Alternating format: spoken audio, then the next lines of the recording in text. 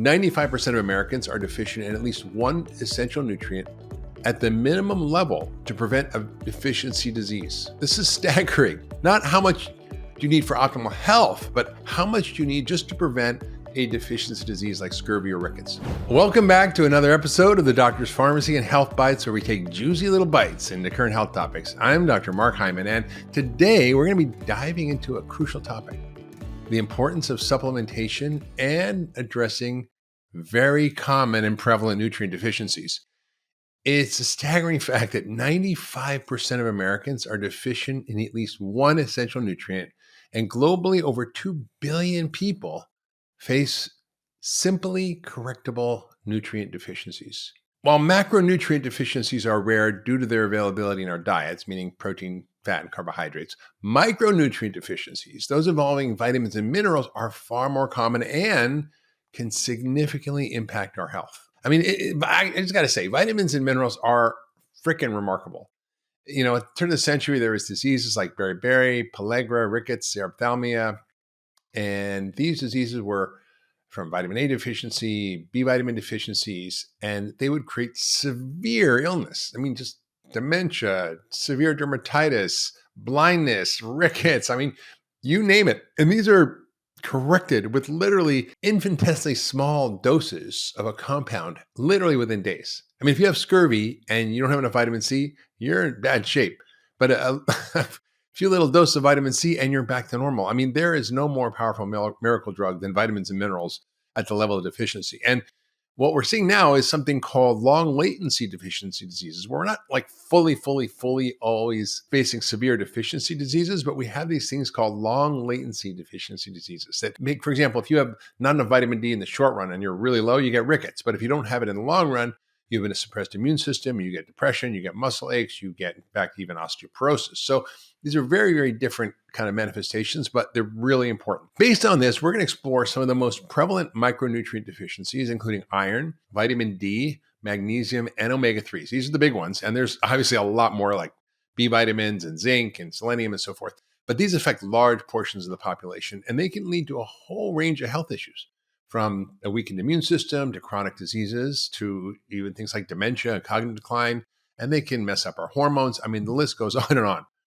Now, understanding these deficiencies is crucial because, unlike overt severe deficiency diseases like scurvy or rickets, subclinical deficiencies often go unnoticed, but still have these serious long-term consequences. Like I was saying, these long latency deficiency diseases. In fact, there's an amazing scientific article by Robert Heaney, we'll put it in the show notes, that describes the whole science behind this idea of long latency deficiency diseases. He was a vitamin D researcher. Now, even with a well-balanced diet, our modern agricultural practices, our declining soil quality, our fast-paced lifestyle, our exposure to toxins, our chronic stress, all make it challenging to obtain the necessary nutrients from food alone.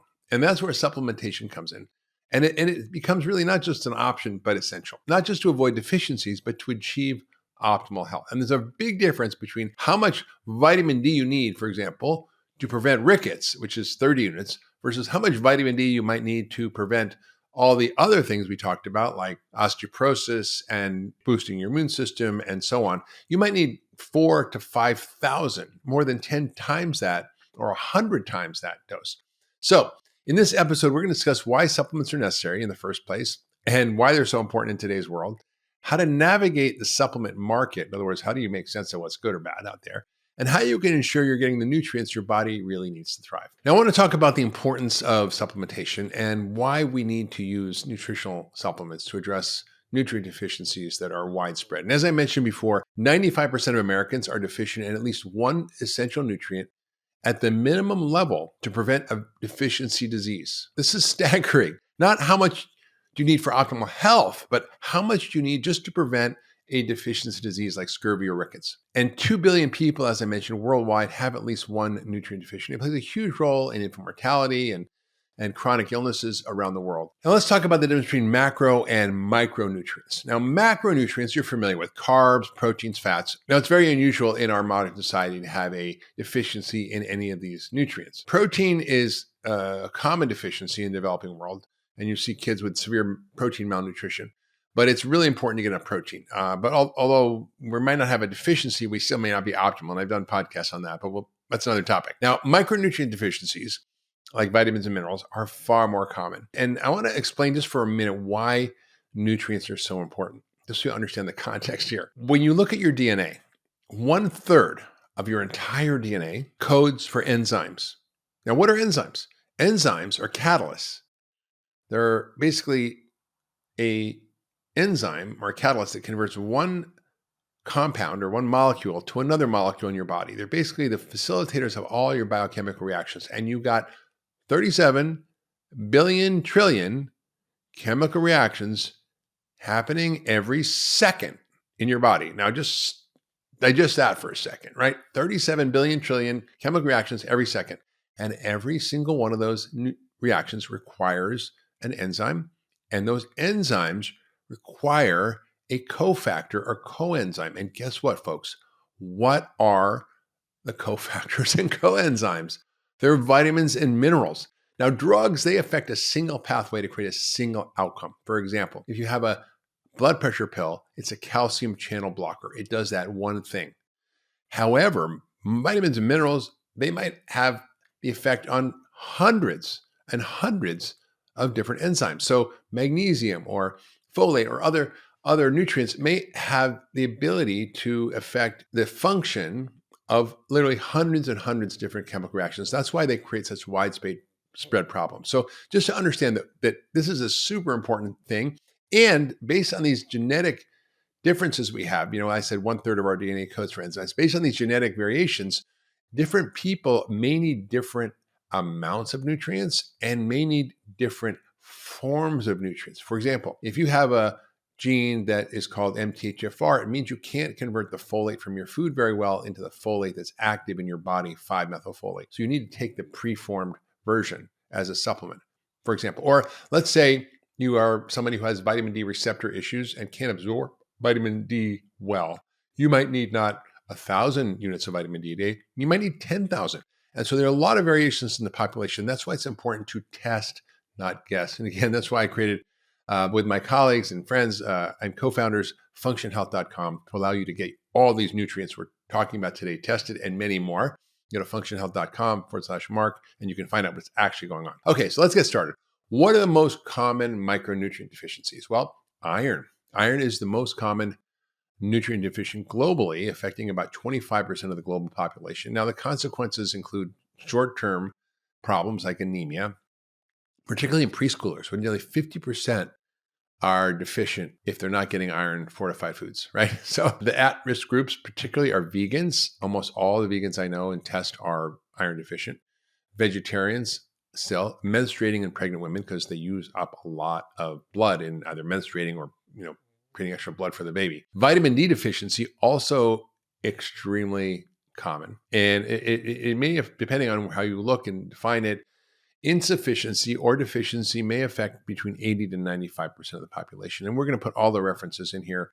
I'm not making this stuff up. You just have to look at the show notes to get the scientific papers that are reflecting what I'm talking about here. Now, while frank deficiency symptoms like rickets are not common today, although they are sometimes in the developing world, suboptimal levels have significant health impacts. As I mentioned, suppressed immune system, muscle weakness, fibromyalgia, fatigue, depression, immune dysfunction, and even cardiovascular risk, cancer risk. I mean, all these things are related to low levels or insufficient levels of vitamin D. The next big one is magnesium deficiency. Now, this affects about 20% of the population based on the minimum amount to prevent a deficiency disease. That's 20% who have overt magnesium deficiency. That's quite serious. Subclinical deficiency could affect up to 80% of the population, which is very important because why? Magnesium is crucial for over 600 enzyme reactions, affecting every single biological system, affecting overall health and risk of chronic disease. Literally everything from your mental health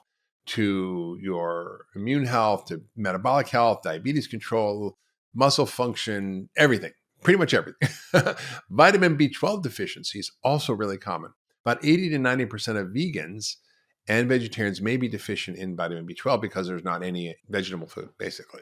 That's how it is, just fact of life. Now, over 20% of adults may be deficient in not the vegans, because only about 2% of the population is vegan, but basically even the rest of the population, it can be deficient in vitamin B12.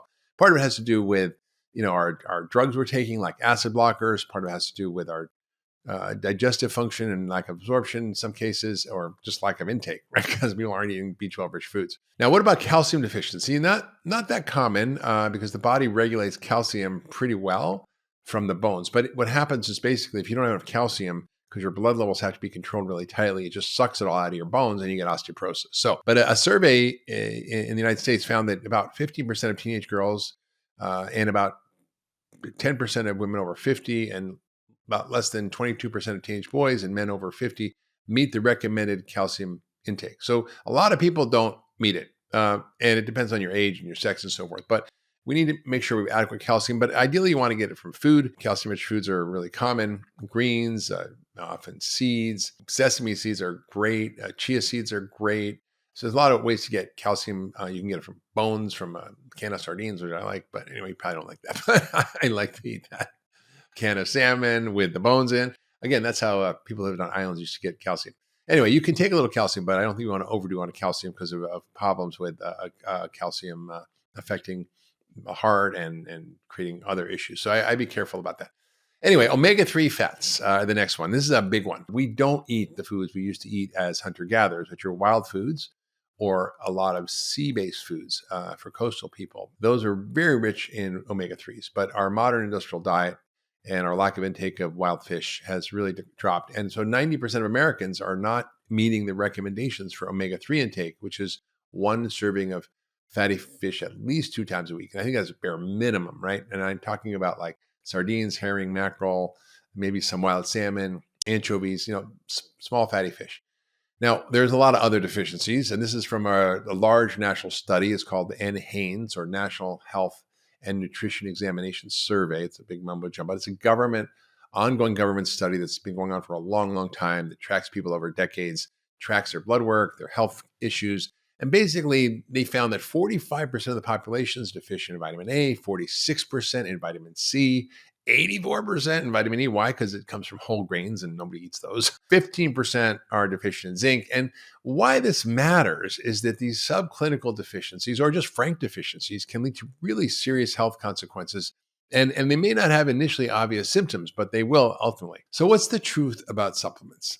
Well, getting enough vitamins and minerals is not just about preventing deficiency diseases. Well, that's part of it. They're also essential nutrients that power every aspect of our biology, as I said, right? Vitamins and minerals and amino acids play key roles in a whole set of biochemical reactions in the body. As I mentioned, they act as cofactors. I'm just saying this again because it's so important to understand. They literally are the grease that lubricates the wheels of our massive metabolic and biochemical machinery, right? They power metabolism, our detox systems, our energy production, our antioxidant systems, which all are important for overall health. I mean, your antioxidants need nutrients to work. For example, you need zinc and copper to activate, and manganese, one of the most important intracellular antioxidants called superoxide dismutase. So nutrients are key for everything, right? For example, you can't make ATP for energy for your cells without magnesium. If you want to turn tryptophan from your turkey into serotonin, which is good for your mood, you need B6 for that chemical reaction. And you need magnesium and you need folate, right? So if you're low in those, and they're really common to be low in, of course you're going to be depressed. You want to make thyroid hormones, right? To make thyroid hormone T4, you need iodine. And then to make T3, you need selenium and zinc and vitamin A and vitamin D to make the thyroid hormone work at the cellular level. So without optimal levels of these essential nutrients, our biochemistry just can't function properly. And that leads to these low-level functional imbalances. And they manifest as just feeling crappy right now, like we call it feel like crap syndrome, or FLC. Or worse, they can lead to these long latency deficiency diseases, accelerated aging, heart disease, cancer, osteoporosis, depression, and worse. And also they lead to immune dysfunction. That's why the elderly often having higher risk of illness, infection, because they tend to, have poor diets. They tend to have trouble absorbing nutrients in their stomach as they get older. And so they tend to have more deficiencies. Now, a new study published in the European Journal of Nutrition studied blood levels of magnesium, really important, my favorite mineral, and homocysteine, which is a measure of B12 folate and B6 function in the body. And they looked at these levels in about 172 healthy middle-aged people from Australia. And they found that low levels of magnesium and high homocysteine were linked to an increase in DNA damage. Now, what is the minimum RDA for magnesium? It's about 400 milligrams, which is fine. That's a pretty good amount. But here's the deal. In order to get that much magnesium, you'd have to eat 115 almonds, 7 avocados, and 12 and a half bananas to meet that amount of magnesium. And that's why supplementing is so important in today's modern world. There's still some debate about this, but I would say it's largely due to misinformation. So what are the misconceptions, again, the misinformation about supplements? Now, some doctors from top medical institutions like Harvard and Johns Hopkins say that basically vitamins are not essential if you're eating a healthy diet. And other doctors say, oh, it just creates expensive urine. That's nonsense, right? You say, oh, I'm not going to drink water because I'm going to pee what I don't need out. Well, your body uses what it needs and then it gets rid of the rest. That's normal. Now, they believe that a well-balanced diet should provide all the necessary nutrients without the need for supplementation, but it's just not true. The reality of our modern diets is that we're eating not such a good diet. We're not eating a healthy, unprocessed whole foods diet. We're just not. And the prevalence of processed foods, right? 60% of our diet as adults, 67% of kids' diets, that combined with our nutrient depleted soil, other stressful lifestyle factors, the load of environmental toxins we have to deal with, the stress we have, means that even those who strive to eat well might still fall short of their nutrient needs. Even a diet rich in fruits and veggies, whole grains, good protein, just all the modern food production methods and environmental factors just result in nutrient deficiencies, even if we're eating a good diet. Where are there examples that supplementation is acceptable for preventing deficiencies? Well, in the medical community, it's pretty widely acceptable that pregnant women should take folic acid or folate from a folate to prevent a terrible birth defect called neural tube defects or spina bifida and many other problems that can happen during pregnancy. So, we understand that, if you're, for example, a pregnant woman or breastfeeding woman, you need more nutrients. But why don't the rest of us, right?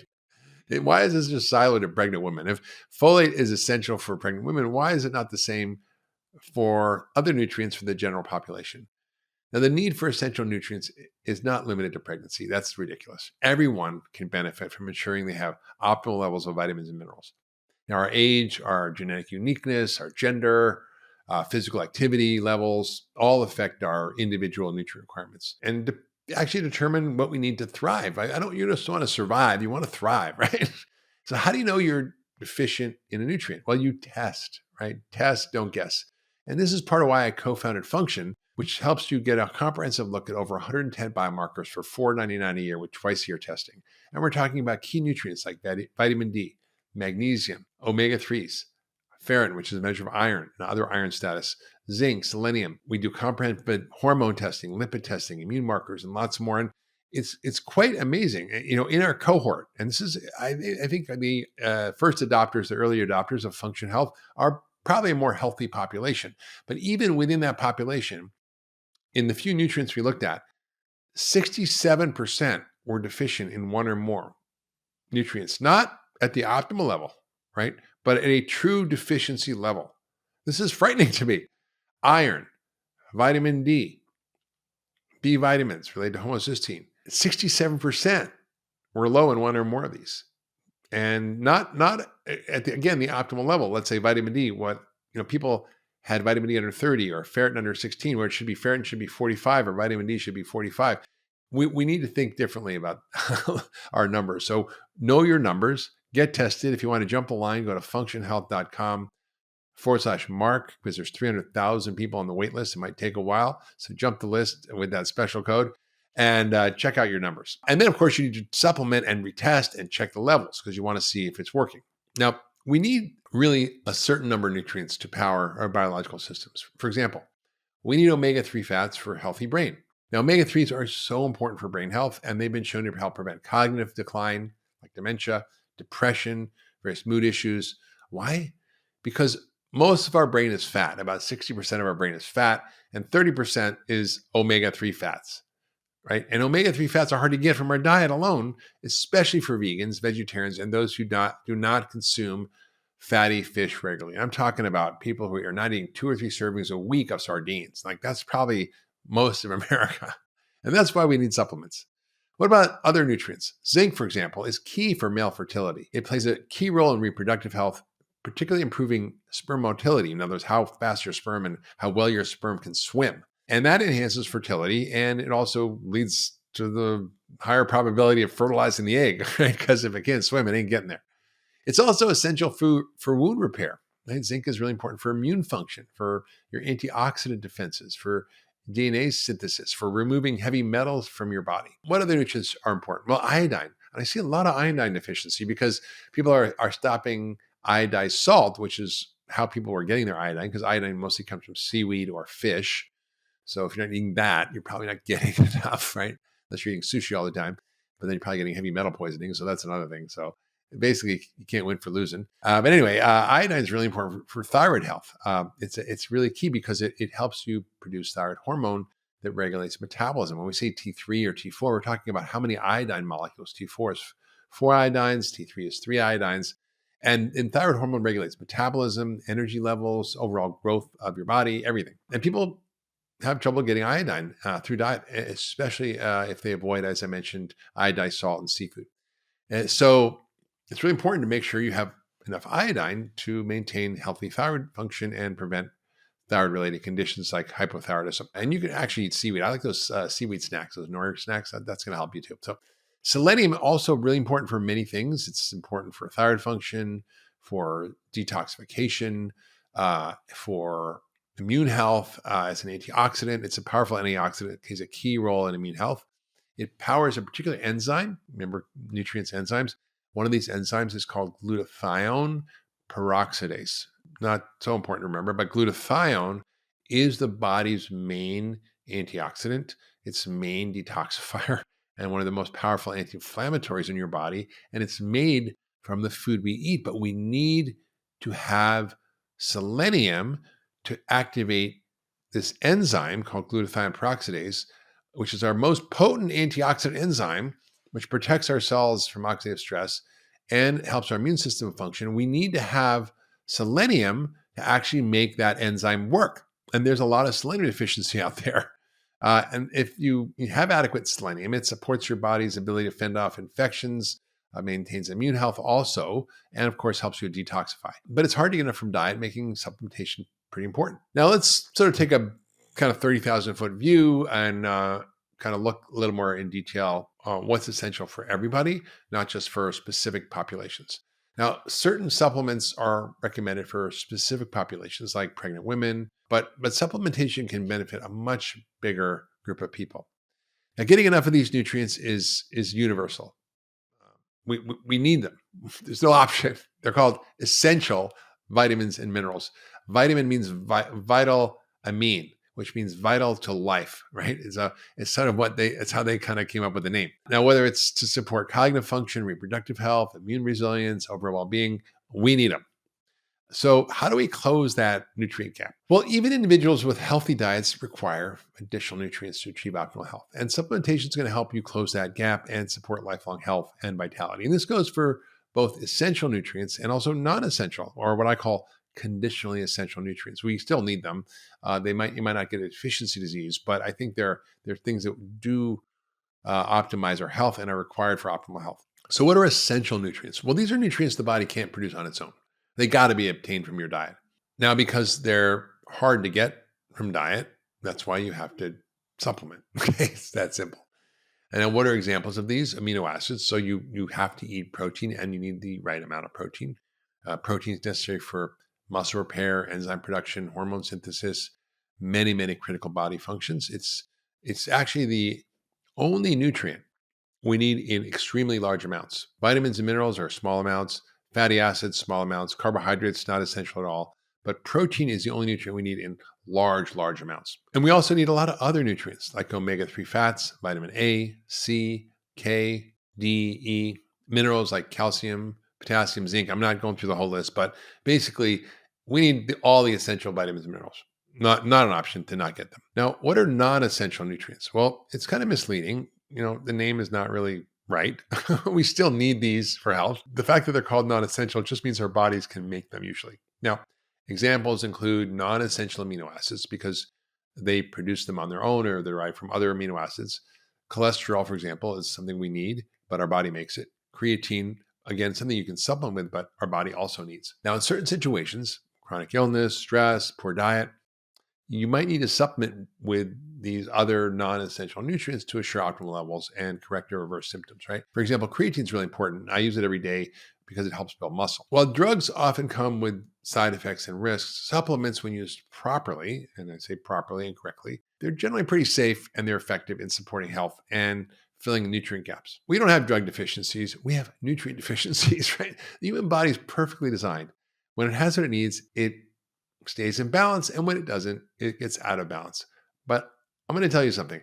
Nobody has a drug deficiency. Nobody has a statin deficiency, a Prozac deficiency, an Adderall deficiency, or any drug deficiency, right? We're using these drugs to kind of interrupt or block or inhibit some natural process that we hope will improve some outcome. But we can be deficient in essential vitamins, minerals, and other nutrients that we need for optimal health.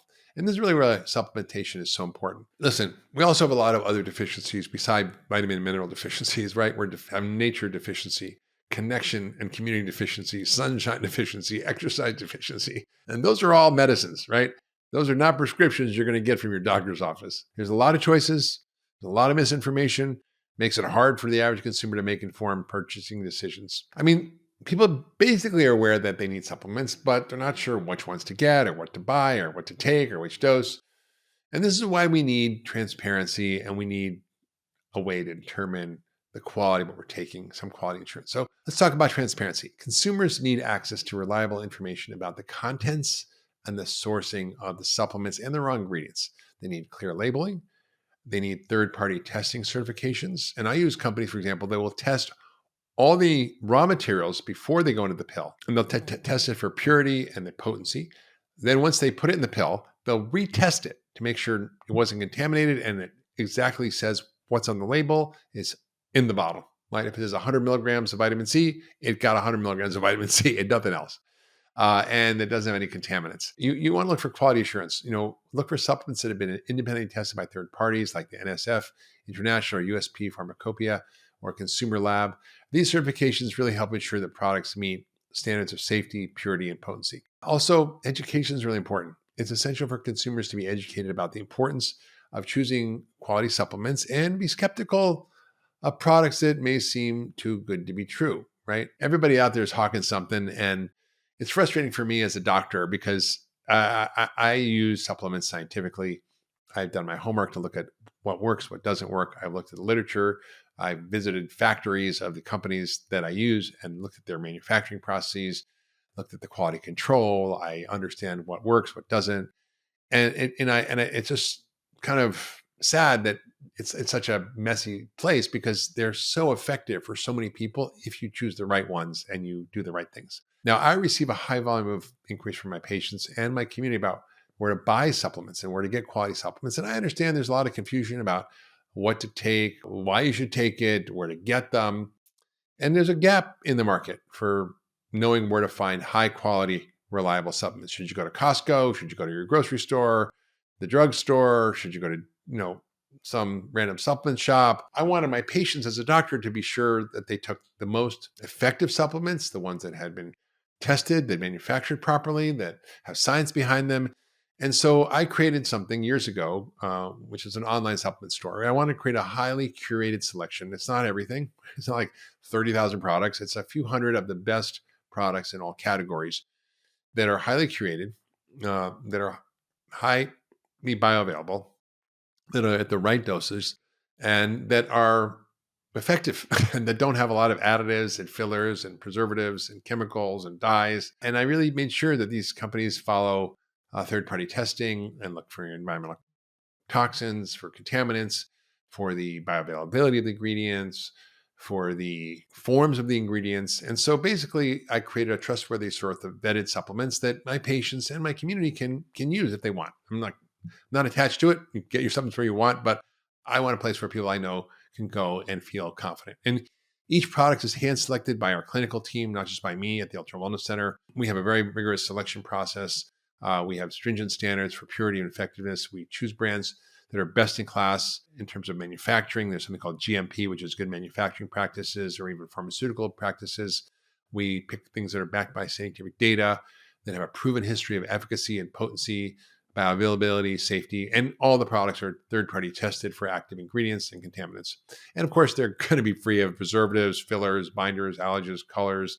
I mean, we don't need like neon blue pills in there. Okay.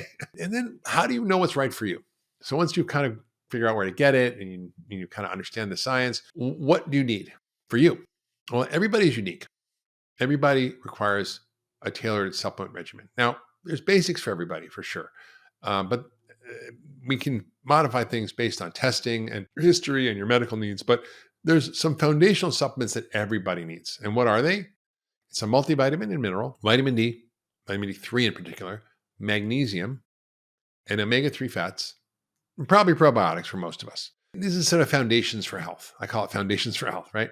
And on my website, I actually have a symptom questionnaire that helps you get more personalized supplement recommendations based on your goals and your health. The link is in the show notes for sure. Now, I have targeted supplement stacks, which I've used in my practice, which help various health goals like blood sugar balance, thyroid health, brain health, heart health, and so forth. And the link for that is also in the show notes. Okay, so what do you do when you want to start a new supplement regimen? Well, I recommend tracking how you're doing, right? Don't just randomly do stuff, right? Track your symptoms. Keep a sense of how you feel. Keep a health journal. Monitor any changes, overall sense of well-being after starting something new, so you know what's working. For personalized diet, supplement, and lifestyle protocols, my team at the Ultra Wellness Center is available. Like, we have great nutritionists. We have 7 nutritionists. We have 5 physicians. This is what we've done for the last 25 years together. You can find the link to the show notes for the practice. It's ultrawellnesscenter.com. It's easy to remember. Sometimes guidance and personalization is helpful. Check out your labs at functionhealth.com/Mark. You'll learn all your nutrient levels. And so hopefully that was helpful. I mean, and it's a long discussion, but in today's world, even with the best diet, it's hard to get all the essential nutrients our bodies need. And supplementation is really essential for filling these gaps and ensuring our bodies function optimally. Now, while pharma drugs, as I mentioned, often focus on managing symptoms, supplements aim to optimize function and achieve and maintain optimal health by addressing nutrient deficiencies and optimizing the body's natural processes, right? Because the dose you need for a deficiency disease is different than you need for optimal health. Now, the supplement industry can be overwhelming. It for sure can be confusing, but by choosing high quality, third-party tested products, you can ensure you're getting what you need without the risks of contaminants or ineffective ingredients. Now, as we wrap up today's episode, I hope you've gained a much deeper understanding of why supplementation is so important today. We've covered how widespread nutrient deficiencies can impact our health in subtle yet significant ways, and why even the best diets might fall short in providing all the essential nutrients our bodies need. As I mentioned, with modern agricultural practices, environmental toxins, and more depleting our nutrient quality of our food, unfortunately, supplementation has become a really crucial tool for creating and maintaining optimal health. Now, remember, addressing these nutrient gaps isn't just about preventing deficiency. It's about ensuring your body has everything it needs to function at its best. Remember, 37 billion chemical reactions, and every one of those needs a cofactor or coenzyme, which are nutrients, okay? Whether it's supporting your immune system or improving cognitive function or preventing chronic disease, the right supplements can make a profound difference in your overall well-being. I take a bunch every day. I hope you're going to start. Thanks again for joining me today, and see you next Friday for another juicy episode of Health Bites. If you loved that last video, you're going to love the next one. Check it out here.